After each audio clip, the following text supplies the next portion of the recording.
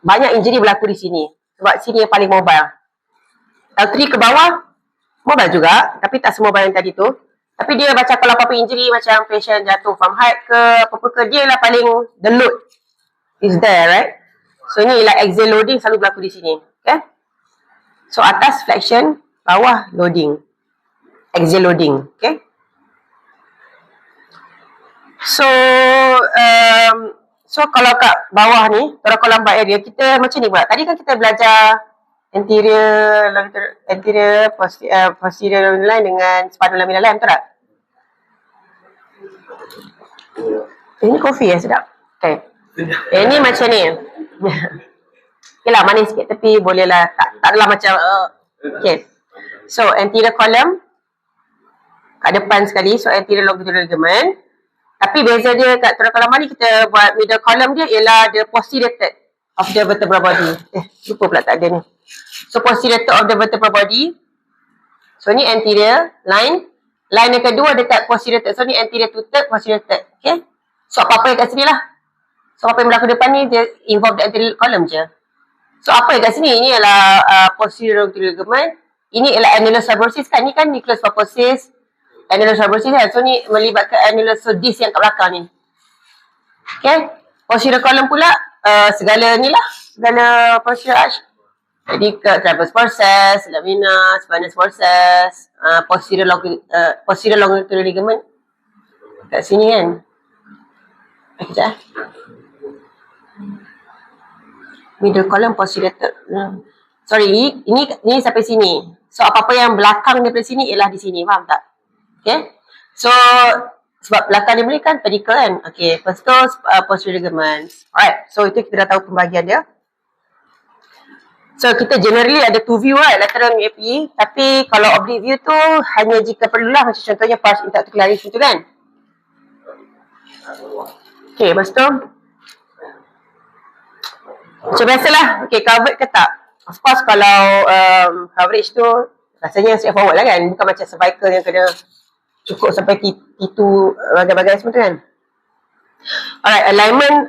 So alignment, coverage, alignment, bones. Okay, I think ni saya akan cerita dalam gambar lah. Sebab ni macam just list je. Macam susah lah nak baca-baca ni kan, pening. Alright, so this one. So apa kita tengok? So this is lateral, this is AP. So kena tengok lah alignment. Ada tak tiba-tiba tertuk ke terlari ke apa? Tak ada. Belakang tak ada. Lepas tu lagi satu is this space. Okay ke? Ada ke tiba-tiba macam lari ke apa? Tak ada. So this is what we see lah on this one. Okay. Alright. So ni lah yang ni heart. Okay. Ni lah diaphragm. Okay fine. AP pula apa kita tengok? Macam biasalah. Alignment. This. Macam tu. Okay. So it's quite not as susah as the cervical, macam banyak benda kan. Alright, so yang this one we see the normal spaces. Vertebral body height maintain ketat, alignment antara mereka. Okay dah. Kadang-kadang kita nampak ada edge of the film lah.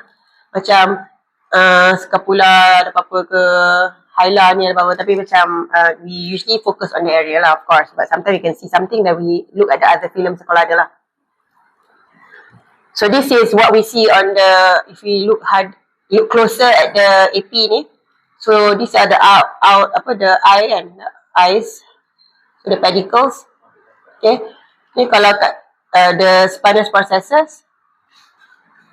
Ini yang kita nampak the ribs ni, ribs. So ribs kan kita belajar itu dia ada articulate dengan atas dengan bawah kan. Tapi that rib akan articulate dengan the transverse process of that particular side. Okay. Alright, and then paravertebral soft tissue lah. So aorta kat sini.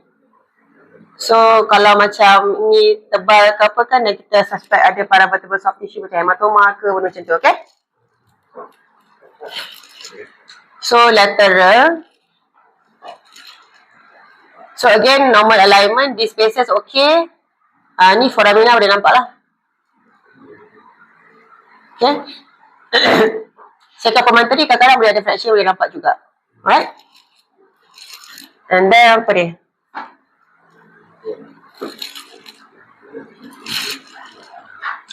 So this is the the pedicle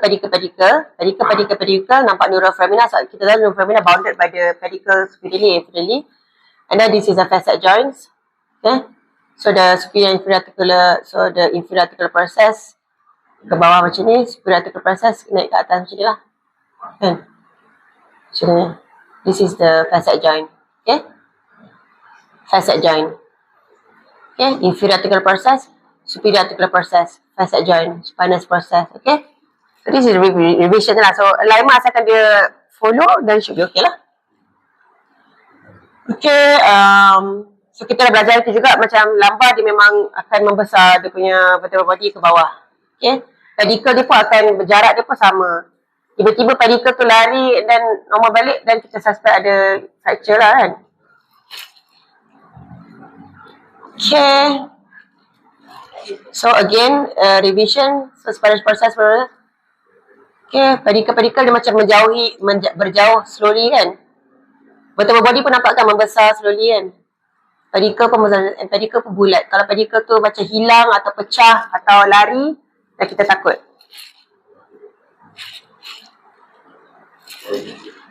So pedicle, kita tahu pedicle sambung dengan traverse process. So this is pedicle process. This is a spinous process. Okay. So this is spinous process of this one lah. Okay. So apakah kita boleh tahu macam mana nak tahu dia stable ataupun unstable? So kolom kita belajar tadi, anterior, middle and posterior column tu, bila mana dia involve satu kolom saja, stabil. Okay. Kalau involve two or more, then unstable lah. So kita dah tahu tadi kan, anterior, middle dengan posterior column. So anterior ialah anterior two-third. Ni posterior two-third of the vertebral body vertebral body, anterior two-third, posterior two-third. Lepas tu apa-apa yang belakang daripada middle column ni ialah posterior column. So jikalau contoh macam ni, spinous process sahaja, satu kolom kan, so stabil. So ini ialah contoh sini lah, wedge fracture, contoh apa benda. Anterior column saja, dia tidak pergi ke posterior cortex of the vertebral body, tak ada masalah, stabil. Yang ini walaupun dia hanya melibatkan vertebral body, tetapi dia sampai ke cortex belakang ni.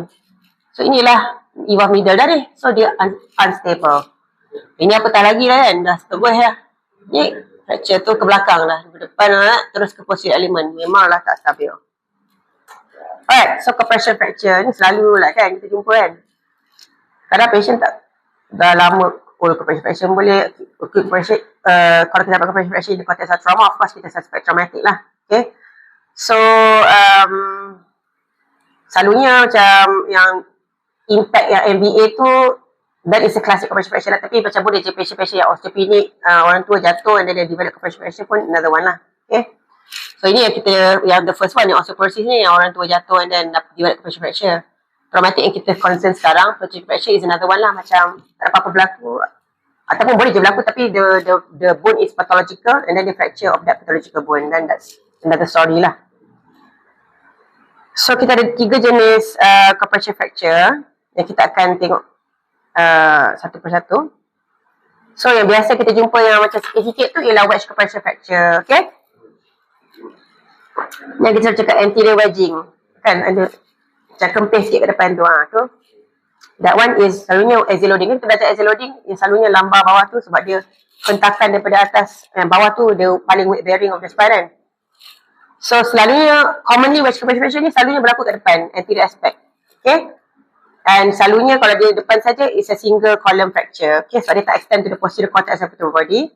Ini paling selalu dijumpa lah dalam 50% of thoracolumbar spine fractures. Okay. Selalunya kita on CT kita boleh MRI kita tak concern, tapi CT kita nampak end plate without the posterior wall involvement. End plate ni macam the cortex of the edge of the body dekat dengan disc tu. So kita dapat wedge appearance. So this is what we see. So ini, okay, ni end plate. So ni end plate normal, ni end plate normal. So end plate dia ke bawah, depression, and then ada bit of sclerosis kan, increased density, and then loss of height of the anterior part. So dia jadi macam wedge kan, wedge. So inilah loss of height, wedge, fracture of the end plate. Okay, alright. So apa pula kita nampak kalau epic?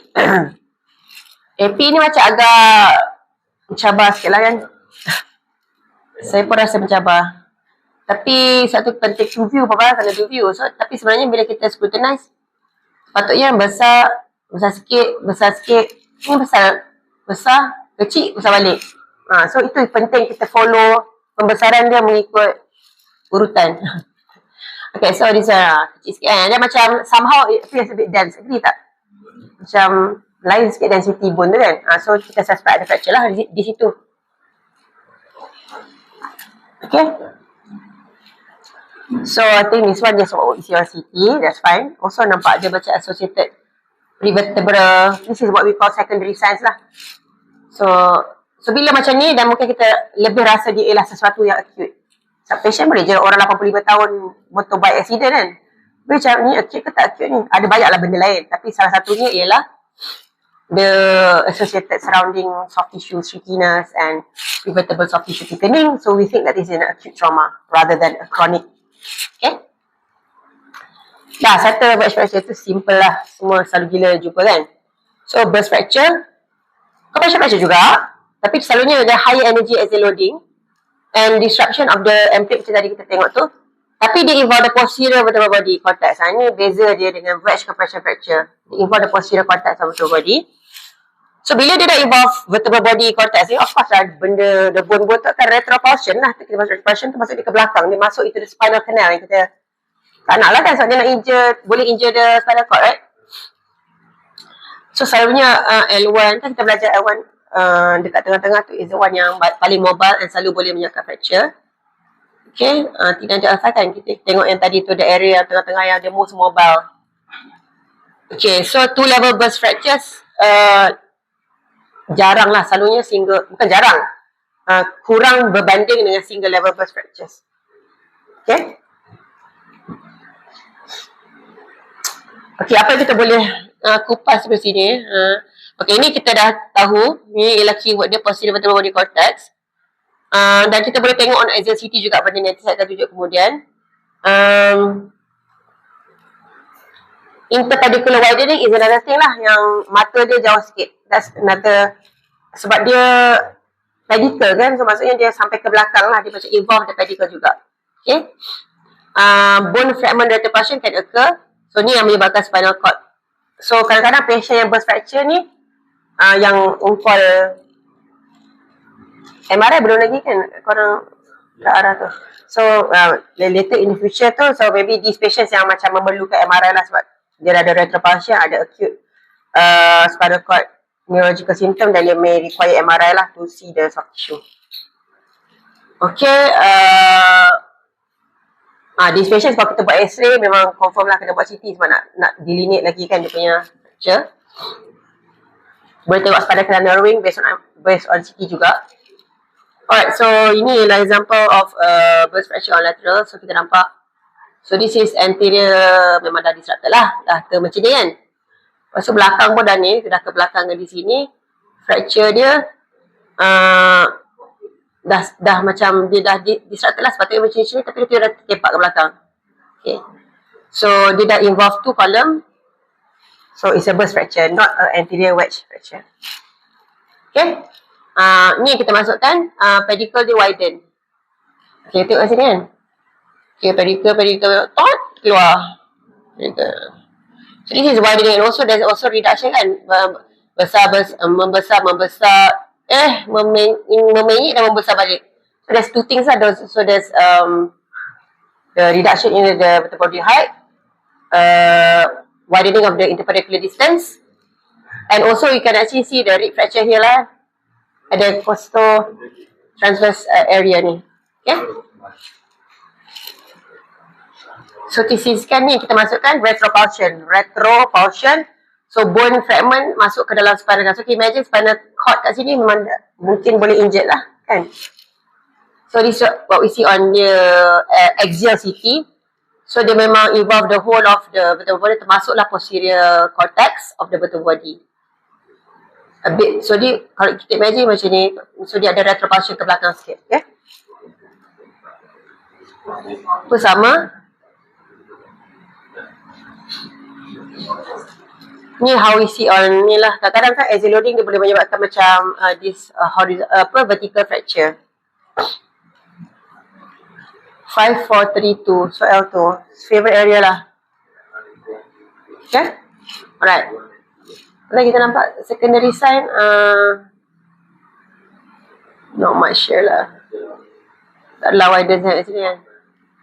Tapi nampaklah dia macam chips and chips yang bukan careless ke apa. Macam it's bukanlah kira nampak this is acute lah. This is chips of bone rather than the chronic one.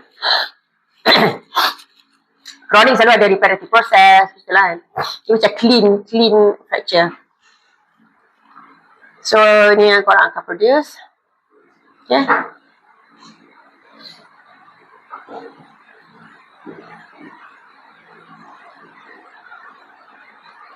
Okay, split fracture. So coronally orientated, maksudnya macam ni lah, dia macam membelahkan the anterior posterior macam tu.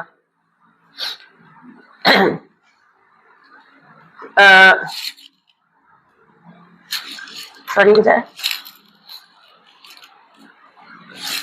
Hello? Ya. Atas lah. Saya fracture non-union sebab dia disc vertebral tu masuk ke dalam the fracture.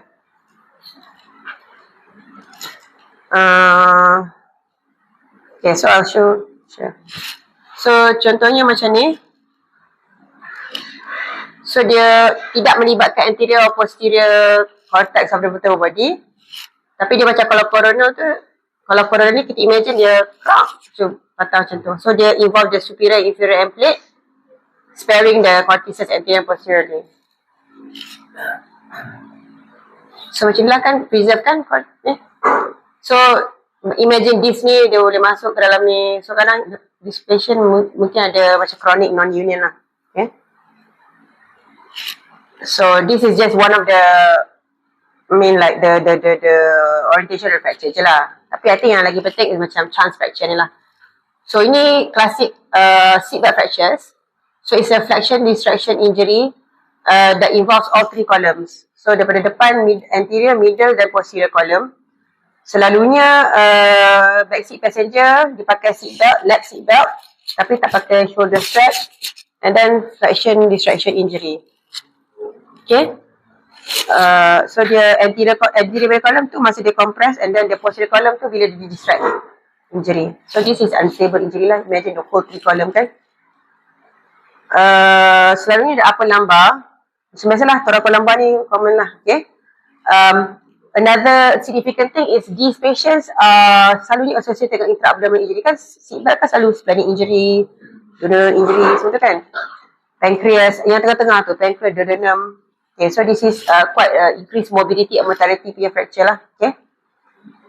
So, apa yang kita nampak on the x-ray, satu is like empty vertebral sign.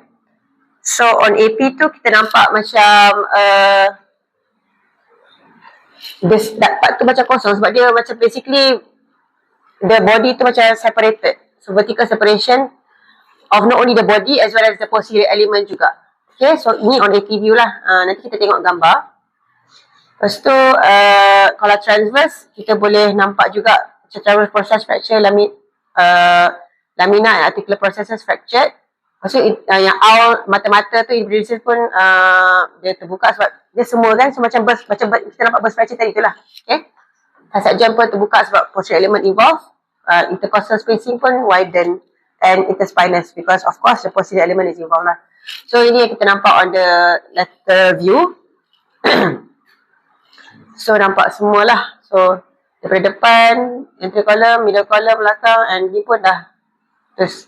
Okay. So and then the spinous process pun dah tenganga. And this one narrowed pula. So this is chance fracture. High mobility, mortality, high risk of intra-abdominal injury juga. AP apa kita nampak, so ni yang cakap nampak empty vertebral sign tu, tiba-tiba lompong pula kat sini. So dia sampai through and through lah sampai ke belakang. So dia kosong lah kat situ empty vertebral sign. Lepas tu transprocess pun dah tengah split macam tu. Memang split lah transverse fracture tu. So this whole thing is split through and through sampai ke belakang. Pedicle pun dah, mata pun dah patah dua. Okay. Spinous process pun dah tengah yang bawah ni dah terkepit sebab dia dah tengah ke bawah kan. Alright, so those are the things you can see in a chance fracture. So very important to pick this up. And CT scan, this is what we see. So daripada depan sampai ke belakang, spinous process. Okay, alright. So ni on axial, nampak sampai ke belakang lah injury. So dia ada burst component of the vertebral body kan, fracture. Tapi involving the posterior elements. So ni yang masuk ke facet juga. Okay. Okay, transverse process ni memanglah macam I mean this is just a fracture lah of the transverse process kan, tak apa-apa lah. Cumanya dia significant dari segi macam bila kita dah ada transverse process fracture dan kita boleh associated, it may be minor, just like I say, tak apa-apa, there's no problem, there's not a problem, it's not a problem with the spine, tetapi dia boleh menyebabkan associated dengan injury of the adjacent organs lah. Kalau dekat dengan spleen ni benda, dia boleh mungkin laceration of the spleen. Ataupun kalau dekat dengan liver, boleh laceration of the liver, for example. Yang ni macam kita selalu tahulah, macam kalau dia ada fracture line yang masuk ke transverse foramen, then ada risk of vertebral body problem lah, macam dissection, embolization, semua tu. Okay? So commonly the transverse process fracture is associated dengan blunt trauma macam saya cakap tadi. Lateral kan, macam selalu kan kita fracture ni macam ke tepi.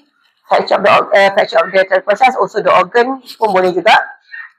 Psoas muscle kan dia attached to the body and transverse process of the L4, 5. So and then also pelvic fracture pun boleh associated dengan dia juga. Walaupun dia hanya benign fracture tapi dia multiple association. Satu kita highlightkan dia, okay? Kalau cervical, of course kita tahu dia foramen transversarium tu, and also associated dengan blunt cerebrovascular injury lah. Because dia to fracture that one, dia boleh associated dengan dia juga. And yang ni yang saya cakap tadi tu lah. Kalau lumbar pula, ni atas selalu associated dengan cerebrovascular. Kalau yang dekat lumbar pula associated in all these organ injuries. Okay? So what do we see? I think this is straightforward. Cumanya straightforward tapi selalu miss sebab kita mungkin kita tak follow sangat the transverse process ni. Kan nampak macam, tapi sebenarnya dah hilang kan. 1, 2, 3. Ni tak, sorry, this is psoas. 1, 2, 3, 4. Banyak. So imagine kidney kat sini, liver kat sini, all this can be risk of injury lah, kan? Diaphragm kat sini, okay. So CT scan nampak obvious lah. Obvious pun dekat tepi tu kadang temis juga kan. Okay, so tu hujung belah lateral, hujung belakang pula spinous process fracture. Of course, nampak on lateral view lah better kan. AP susah lah kot, benda tu dah end on macam tu kan. But when there's trauma, there's a lot of soft tissue and positioning pun tak bagus, so sometimes it can be missed also. Kalau AP, again follow, macam biasalah kita follow konsep je. So follow the spinous process, alignment okey ke tak, adakah dia melompat, adakah tiba-tiba tenganga, all those things. Ada satu sign kita boleh nampak on the AP, which I will show later. It's called the crescenteric sign. Okay. So ini ialah crescenteric sign. So ini ialah fracture tu. Ini ialah fracture tu sebenarnya. Okay. Tapi bila on ni sebenarnya dia macam lompong kat situ. Ini ialah the display. Yang ni displace ke bawah kan. So dia displace ke bawah. Lepas tu ini ialah area yang fractured tu. And on. So this is a crescenteric sign on the AP view, which is actually resulting from this. Okay. A bit hard lah, but something that we can see. So ini yang biasalah. This one I think straightforward. Okay, so translation rotation ni is just macam the mechanism of the injury. It's severe obviously to cause this kind of injury. So dia boleh ada displacement and rotation of the vertebral body. Dengan ni boleh translated dan boleh displaced dan boleh rotated on top of each other. So ni selalunya all this ligamentous complex lah memang dah can cause a lot of injury to the posterior ligamentous complex. Okay. So what do we see? Semua yang posterior tu lah, segala dislocated joint facet, lepas tu the spondylolisthesis. Okay, so macam malalignment of the bodies. I mean, you can imagine this is a very significant injury, so all of these structures are disrupted. Okay, spinous process pun dah split sebab dia kan held on together by the interspinous ligament, supraspinal ligament. So bila dia dah rupture, of course dia akan ternganga dan malalign. Okay, boleh juga abortion fracture of the spinous process. So dia tarik sikit sebab again I said ligament ialah strong attachment of the ligament to the bone. So mana-mana yang attachment of the ligament tu dia boleh menyebabkan in shear forces ataupun significant injury, dia boleh pull a bit of the bone yang dia hold on to, resulting in abortion fracture. So this is one thing that we can see lah. Okay.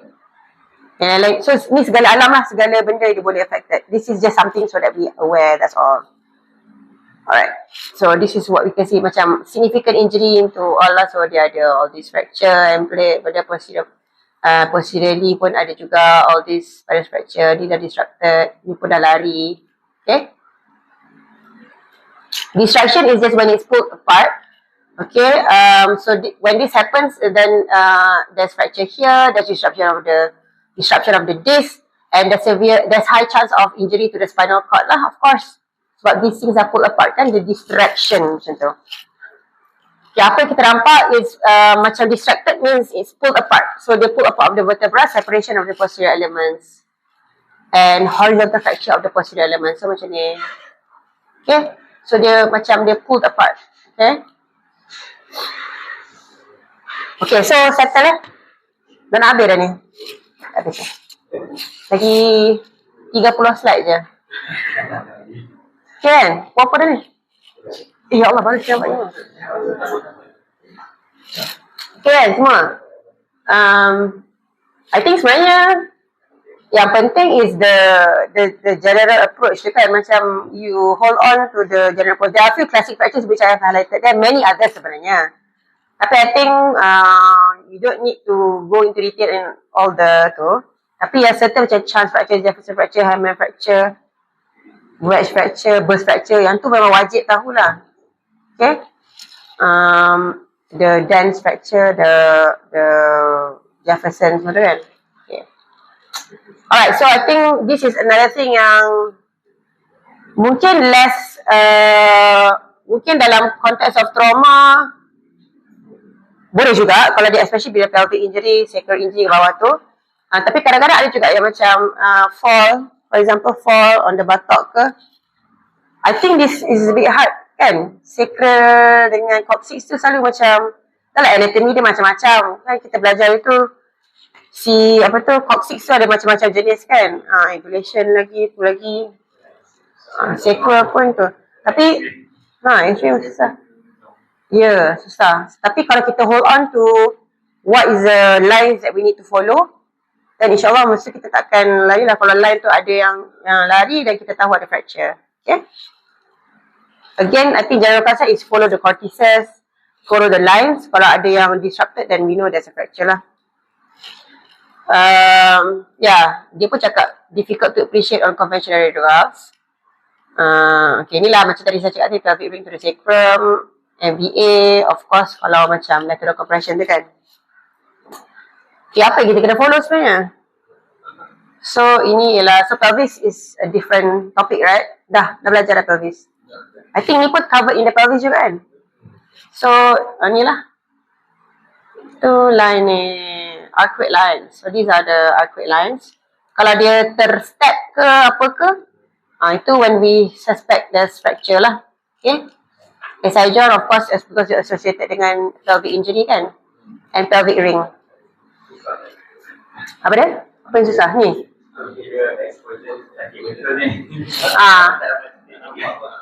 Kan nampak cantik, arcuate line ni boleh lukis elok-elok kan. Kadang dengan bawal penuh tarik lah benda semua, susah juga kan. Maksud dengan line-line sini sana. Itulah dia puasa lagi. Okay, so classification. Again, kalau classification tu tak guna kita short sendiri cerita gebang-gebang dalam report classification apa, tapi kita tak describe. Kita kena describe lah, describe. Dan kalau nak letak classification boleh untuk mencantikkan report contohnya, tetapi kita kena cakap siapa yang tu, Janice lah. Ini Dennis classification type 1 contohnya. Zone 1. Ni cakap. Tapi yang penting sebenarnya the most important is the description. So kita cakap there is fracture involved longitudinal fracture involving the sacral ala of the right sacral ala, sparing the sacral neuroforamina contohnya, which is Dennis et al. Zone 1 contohnya. Barulah bermakna report kita macam tu. So dua pula dia dah macam ni dah, dia dah involve the sacral foramina. So of course ni tak adalah neurological deficit kan, tapi ni adalah risk of neurological deficit. Tapi kalau macam ni lagi lah, dah macam ni dah distracted, so segala ni pun dah dia punya nerve kat tengah-tengah ni pun dah disrupted juga. Boleh juga mengganggu yang keluar lah kan, bila dah tengah pun dah affected yang keluar dekat sini.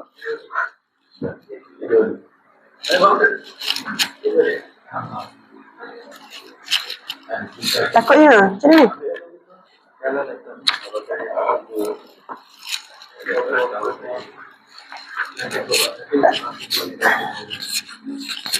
Macam grey colour rather than black, and bila kita perpendicular to it looks like a round structure. So nampak ada cortex, so maybe it's not lah. Okay, so this one associated dengan SI disruption jugalah kan. Okay, ni rasanya macam without a doubt lah kan, ni macam tak confuse pun kan. So 1, 2, 3, 4. So 5. Kita ada 5 sekam kan.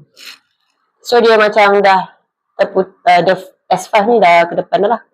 Fracture. Okay. Ni rasanya macam straightforward. Okay, so sekam straightforward. Just follow the alignment on the lateral macam tu. Axial kita tengok dia zone mana. Axial as well as coronal lah. Tengok zone mana. And arcuate lines. Arcuate lines, kalau ada disruption dah. Macam lah. And the SI joint tengoklah ada macam terbuka ke apa ke, sebab dia boleh involve the SI joint articulation kan. Okay, so coccygeal fracture. Ini selalunya orang macam duduk atau kursi jatuh. Like, selalunya low lah. Whatever lah kan, kalau bukan whatever, tapi macam can cause significant pain, macam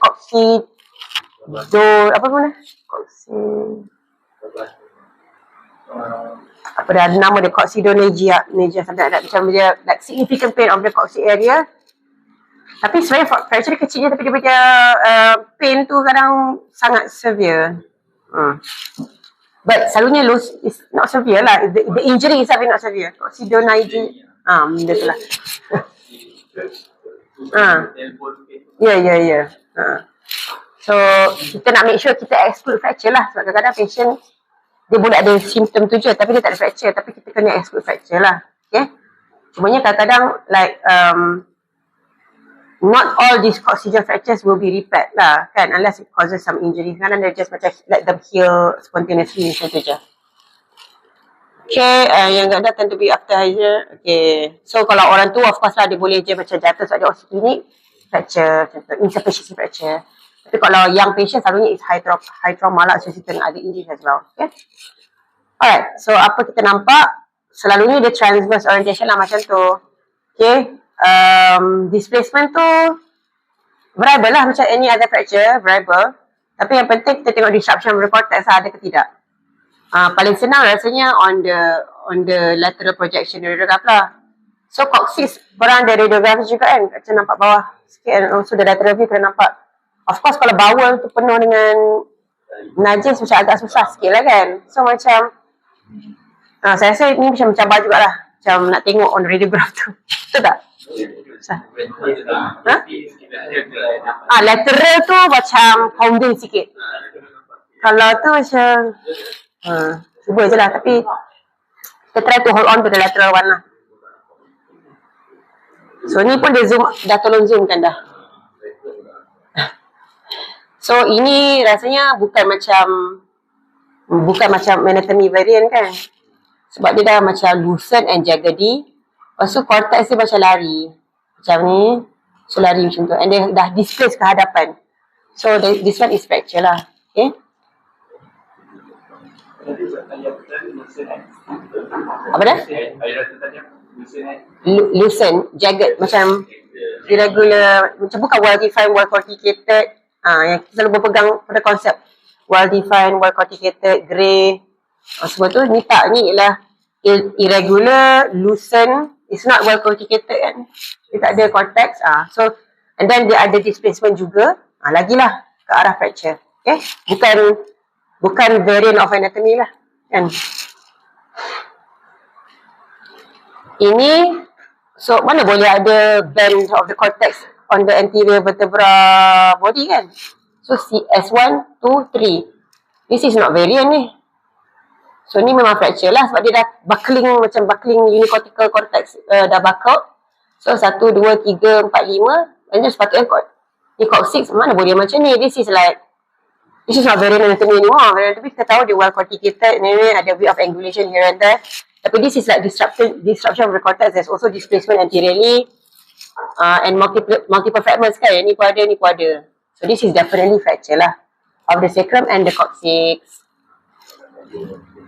Ni macam dah tak boleh confuse anymore, right? Sebab saya faham yang bawah ni dia memang banyak variable anatomy. So kita orang pun bila report kadang-kadang bila macam yelah dia tak straightforward, macam tak straightforward nak cakap fracture.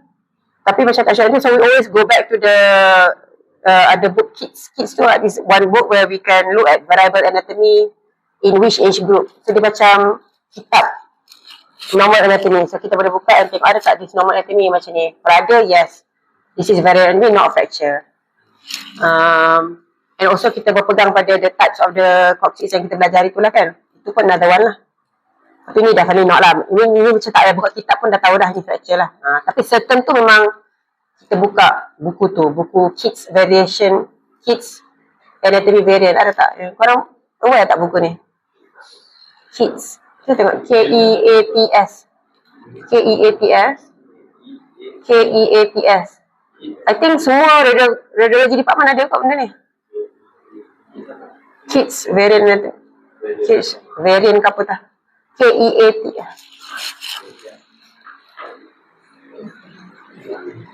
Tapi kalau korang ada masa kan, tengah-tengah menunggu patient tak apa-apa tu.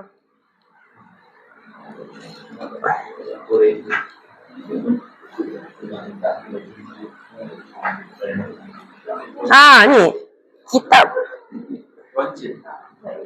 Röntgen variants. Röntgen kan X-ray. Atlas of normal Röntgen variants that may stimulate disease. Nampak? Share kat group lah kalau bila I think it's interesting macam when you sebab still learning kan, so when you see something a bit weird, have a look at it. I'm sure every department ada. Okay, Sungai Buloh memang saya tahulah ada. Kalau korang siapa yang di Sungai Buloh, ada satu library dekat tepi NGO tu, ada library yang dalam tu ada kids ni, so boleh je tengok sesekali. HCAM pun ada. Yang lain tak tahulah. Tapi semua tempat yang saya pergi semua ada lah. Okay, Kids Atlas of Normal Röntgen Variants that may stimulate disease. So it's very very important. I mean it's interesting to know kan, sebab kita macam imaging kan, so kita tengok. Okay, that's fine. Okay, habis. Ini spine infection. Saja je selit sebab macam kadang-kadang macam ada, sebenarnya bukan trauma pun, tapi sebenarnya it's infection, tapi dia ada disruption of the end plate. So saya selitkan ni hujung-hujung just untuk menambah rencah je lah. Okay, so basically kita dah habis lah injuries, dah cover from the cervical, thoracolumbar, sacrum dan coccyx. So rasanya okay, I dah throw in all the important points.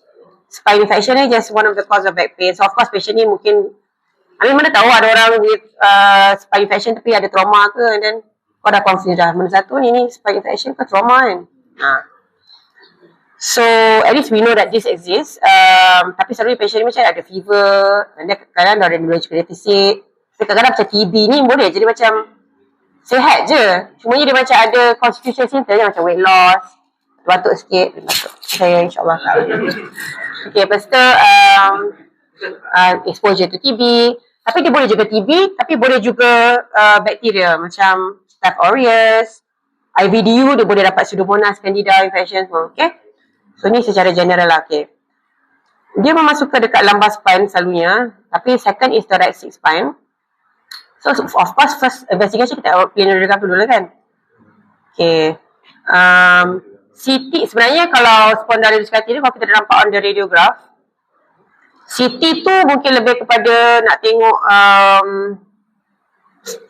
dia tak boleh nak tengok the disc sebab kita bukan nampak soft tissue on the CT kan, tapi lebih kepada the bony configuration and also maybe the lungs rupa macam mana dah penuh dengan invert appearance ke benda macam tu kan. And also collection macam pre-vertebral collection ke, psoas collection, rim enhancement, benda macam tu. Macam and kita nak tahu cepat sebab MRI kan dapat lambat sikit kan. Tapi CT boleh digunakan untuk biopsi lah kan. So kalau kita nampak this kind of spondylodiscitis ni, kita boleh use the CT as a guidance. So nanti siapa pergi Sungai Buloh, HKL kan. So kita akan buat the CT guided biopsies lah of the body transpedicular. So kita lalu pedicle, masuk ambil biopsi, keluarkan sampel tu untuk TB ke apa ke. So apa kita nampak CT atau X-ray ialah M-plate ni. Classic appearance of spondylodiscitis ialah nama untuk this infection. Ialah ni M-plate normal kan. Sorry. Lupa je benda ni. Okay, sorry. This is M-plate normal kan. Normal M-plate. Tapi ni M-plate dia dah distracted. So ni sepatutnya ada disc. Ni dah tak ada disc dah. Disc dah hancur. So dia dah ni.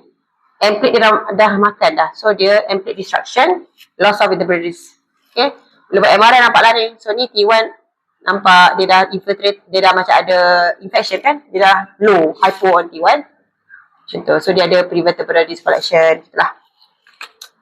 Saja je selit-selit. Okay. So this one, ni pun ada M-plate destruction. Okay. Inilah nampak sini. Ni semua brightness ni is not normal. This is collection ni. So this is spondylodiscitis. Okay. So bila ni nampak all this collection. Ni aorta tapi ni collection. Ni semua collection. Ni dalam psoas muscle. Okay. Semua angin-angin collection semua lah.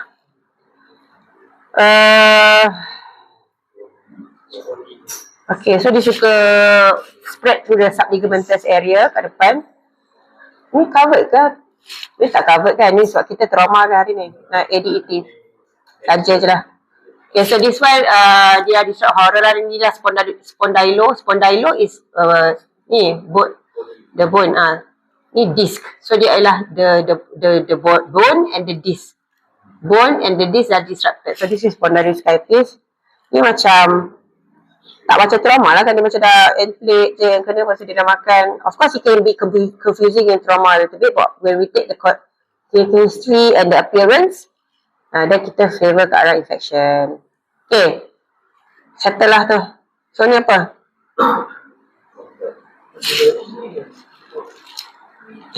Tak ni apa? Ni. So fracture apa? So kolom dekat bawah apa? Apa kolom kita kat thoracolumbar? Siapa ingat kolom? Berapa kolom kita ada kat bawah? Okay, iaitu middle tu kat mana? Yeah, so 1/3 of the body, posterior 1/3 of the body sampai ke belakang ni kan? That's middle. So evolve ke tak? Anterior evolve, middle evolve tak? Posterior evolve tak? Tidak. So ini ialah unstable, tapi nama dia chance tu, kenapa bukan chance? Ya, chance evolve 3 kolom. Kerak macam tu. Ini tak ada kerak belakang kan? So dia lah burst fracture, burst. Sebab dia bukan compression wedge compression saja. Wedge tu depan saja, di dalam belakang dah ada retropulsion of bone fragment into the spinal canal. Dan boleh menyebabkan, imagine cord kat sini dah terkepek kat sini dah. Like the spinal canal narrowing. So the high risk of spinal cord injury. So this is a burst fracture. Dia dah burst lah, pecah. Okay, tapi posterior element dia masih maintain. So this is a burst fracture. Ni apa pula? So anterior column, middle column evolve tak? So ni apa? Yeah, wedge compression fracture of ni lah dua ni kan 4 and 5. Okay. Ni apa pula? Iaitu?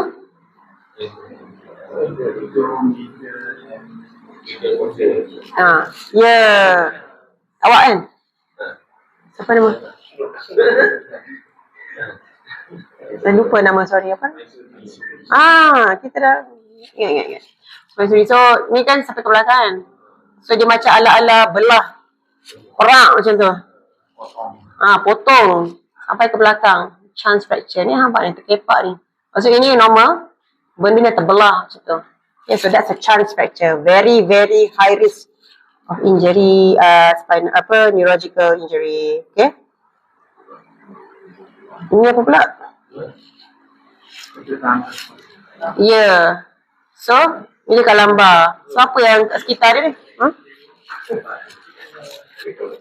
So, boleh risk of injury to the... Inilah kan benda lah ni apa? Psoas muscle. So, dia boleh ada... Kadang boleh ada hematoma, boleh ada retroparietal hematoma. Walaupun dia ni comel je kat situ. Tapi dia boleh associated dengan other injuries lah. And kadang-kadang kan dia dekat dengan pelvis. Kalau dia selalu kan lateral distraction injury. So, dia boleh juga ada associated dengan pelvic injuries kat sini ke, for example. Walaupun dia comel di sini, tapi dia memanglah stable dan tidak ada apa-apa. Tapi dia boleh associated dengan other injuries. Okay? Ya. Yeah. Tak apa-apa dah. I mean, kalau dia tak ada injury yang lain tu, dia heal. Macam tu je lah.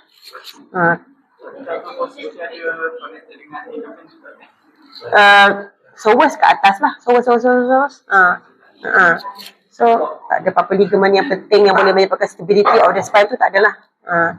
So, normal small ligament tapi tak menyebabkan instability of the spine tu, tak repair. Okay? Ni apa? Ya, sacrum. Mana foramen ni? Tapi rasanya macam involve lah kan, sebab dia macam agak dalam, right? Tapi ni another one is pernah dengar H? Macam bilateral kan? Apa tu?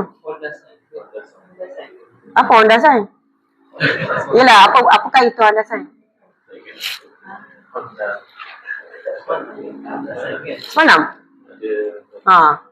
Apa dia? Siapa ingat? Apakah itu ondasan? This is a classic fracture in elderly. Okay, kalau teringat beritahulah. Saya beritahu perlahan je. Siapa yang teringat boleh sampuk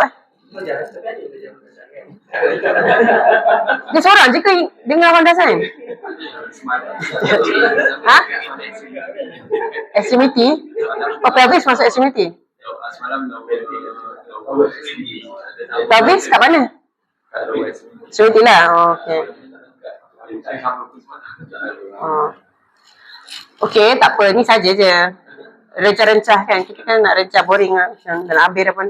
Macam dah tak tahu nak cakap apa dah. Okay, lepas tu. So orang tua kan osteopenic. So this kan macam axial loading kan. Kita yang bawah lambung sacrum is axial loading kan. Especially the lower lumbar and the sacrum is the weight bearing part of the spine. So orang tua dia boleh, bila dia macam bone dia terlalu weak, dia boleh develop this fracture called sacral insufficiency fracture. Boleh tengok. So sacral insufficiency fracture ni classic appearance dia macam H. Ialah bilateral sacroiliac macam ni and transverse through the middle sacrum. So that's a classic, kalau kita nampak on especially elderly patient, it's a classic insufficiency fracture of the sacrum. So H sign. H ondasan kan? Tak? So ini tapi cuma tak nampak tengah ni. But that's the insufficiency fracture lah. Tapi boleh je dalam trauma. Faham tak? So cumanya kalau bone tu osteopenic, orang tua tu masuk MVA, contohnya dia ada benda H ni. Tanpa this is already, dia dah ada dah sacral insufficiency fracture tu, tapi it's not traumatic. So that's why kita kena tahu apakah fracture ni, jenis macam ni selalu wujud lah orang macam ni. Epidemiologically orang macam ni yang selalu ada. So dan kita akan lebih macam, oh ni maybe patient ni dah ada dah sebenarnya, bukan traumatic. Patient tak ada acute fracture for example. Okay, itu kepentingan dia. Alright, ni boleh. Honda. Tu. Okay. Secret is patchy fracture. Okay. Yang pula.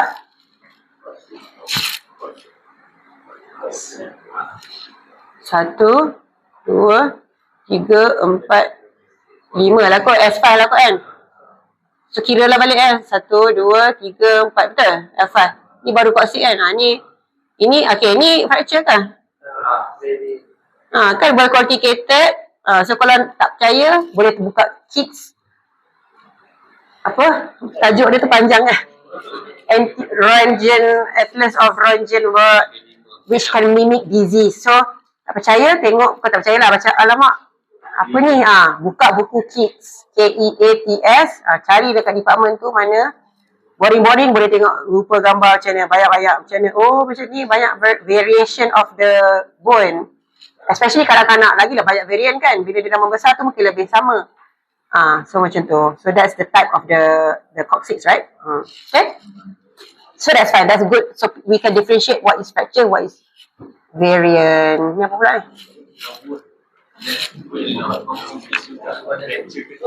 Satu kena berpegang pada cortex. Lepas tu the variant tu. Sebab dia ada kan ada angulation, ada S shape, ada apa. So bila tu tengok balik the kids variant anatomy tu dan kita tahu lah, oh this is a normal variant. Memang boleh confuse. Tu kena ada kids tu. Dulu kalau nampak dia buat lambat segmen dia nampak dia kongsikan tu mature. Walhal is not. So tak nak. Okay? Sekarang tahu dah. Ni apa sebenarnya? Apa ni?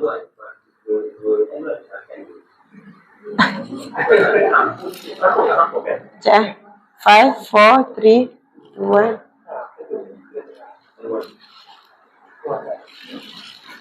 Sekejap, saya pun dah confuse ni.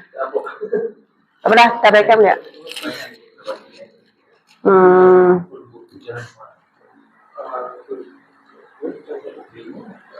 Sekejap, nampak kat ni.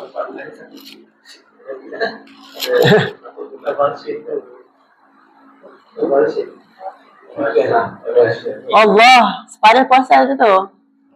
Susah kan? Mungkin kita tak berapa nampak spiral puasa, dia fracture lah.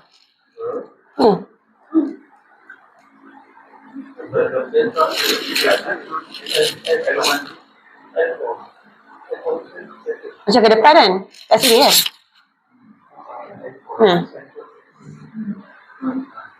Something here lah, but I mean it's hard lah.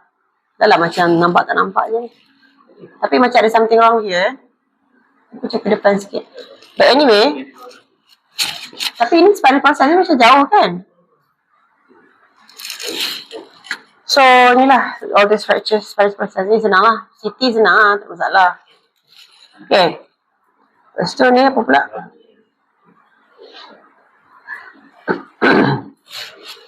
Yang ini rasa straightforward lah. Susuk. So dah ke depan, ni dah ni.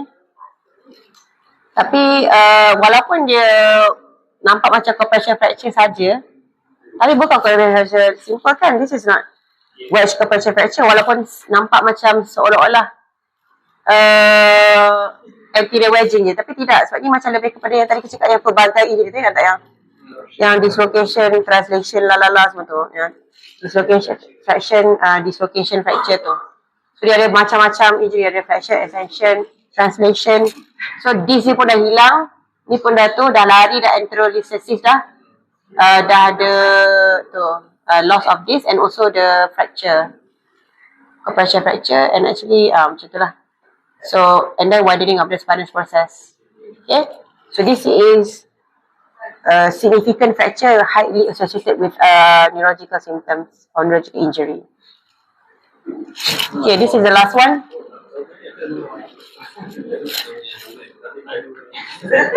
Oh, itu tak payahlah.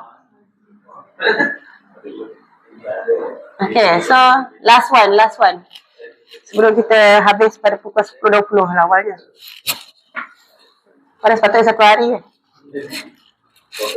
Tapi apa dah cerita panjang sampai 3 topik tak?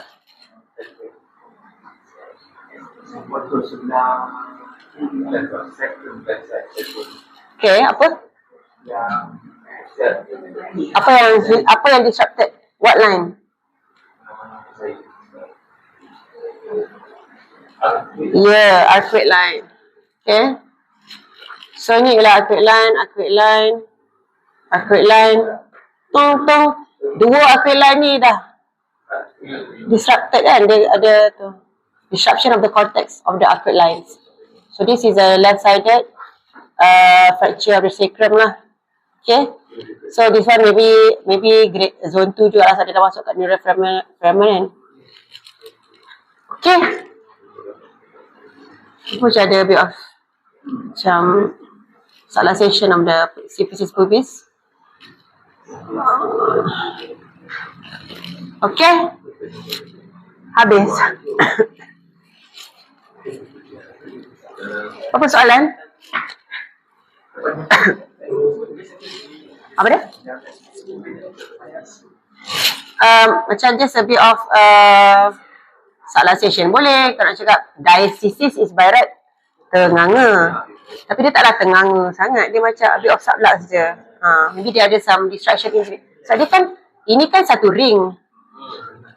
So bila ada satu komponen of the ring tu disrupted, dia boleh je ada macam distraction. Macam, so mungkin it's not really disrupted, tapi dia ada distraction. So kalau distraction maksudnya subluxation tu by definition dia lari sikit tapi dia bukan dislocated ataupun dia bukan diastasis.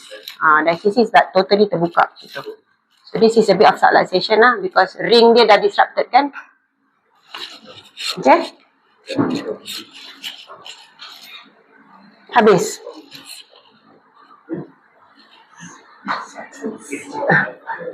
Okay ke?